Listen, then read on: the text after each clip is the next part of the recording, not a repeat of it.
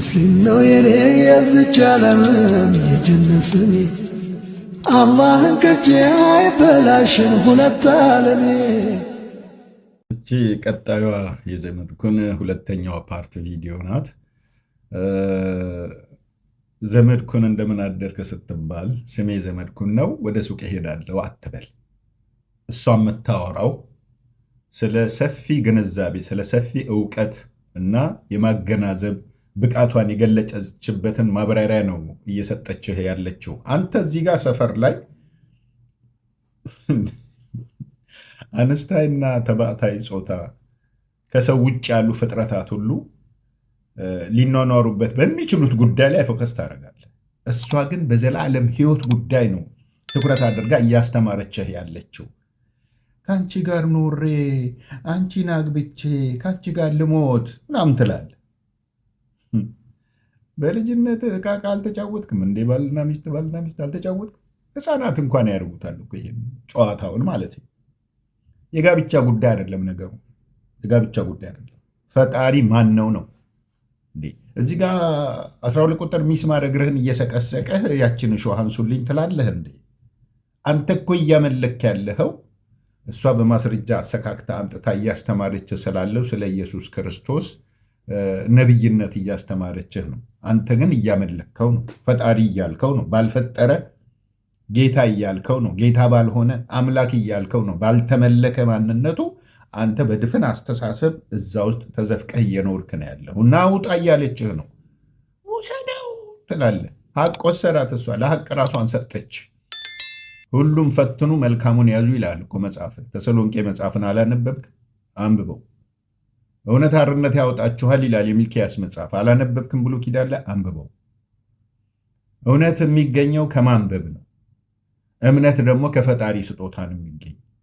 ስለዚህ እንደነዚህ አይነት እህቶችንና እውነትን ፈልገው እውነትን ፍለጋ ወጥተው ውጤታማ የሆኑ ወንድምና እህቶችን ለማሸማቀቅ የምታደርገው አካሄድ ያንተን ድንቁርና ያሳብቃል ማለት ነው።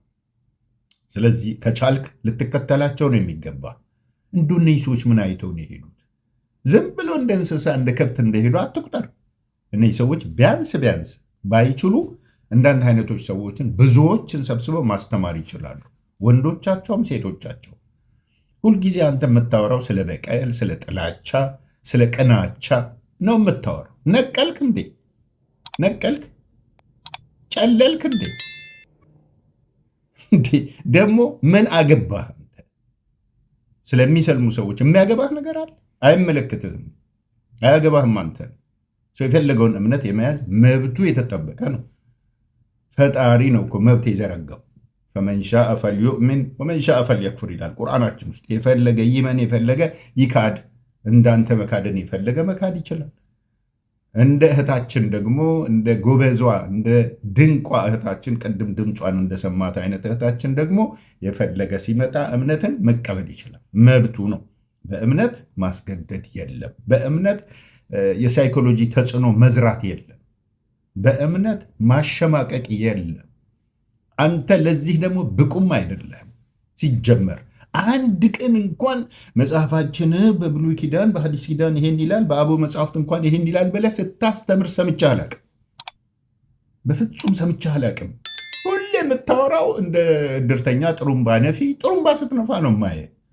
ሁልጊዜ በቃ የጥላቻ ድምፅ ነው ከፍ አድርገህ ስትጮህ የምሰማ። ምንድን ነው እንዴ? ቢያንስ ጠጋ ብለህ አስተማሪዎች ጋር ተማር። እውነታዊቱ ጋር እንዳለ ደግሞ አነጻጽር፣ አገናዘብ፣ ራስህ ነፃ አድርገው። አትጥበብ።